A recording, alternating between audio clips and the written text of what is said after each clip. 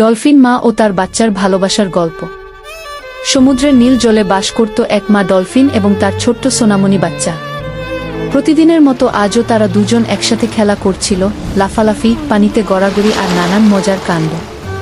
কিন্তু হঠাৎ এক ভয়ঙ্কর ঘটনা ঘটল। মা ডলফিনটি অসাবধানতাবশত একটি ডুবন্ত কাঁটাতারে আটকে গেল।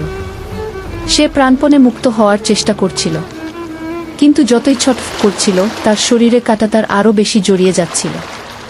ব্যথায় কাতর হয়ে সে দুর্বল হয়ে পড়ছিল, কিন্তু কিছুতেই নিজেকে মুক্ত করতে পারছিল না।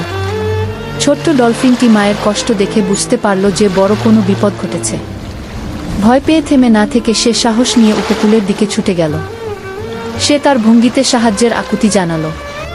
উপকূলে থাকা মানুষরা বাচ্চা ডলফিনের অস্থির আচরণ দেখে বিষয়টি বুঝতে পারল, নিশ্চয়ই কিছু একটা ঘটেছে।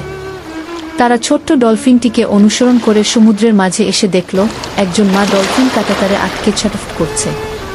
তারা দেরি না করে দ্রুত রেস্কিউ টিমকে খবর দিল। রেস্কিউ টিম দ্রুত এসে মা ডলফিনটিকে সতর্কতার সাথে মুক্ত করল এবং নিরাপদে সমুদ্রে ফিরিয়ে দিল।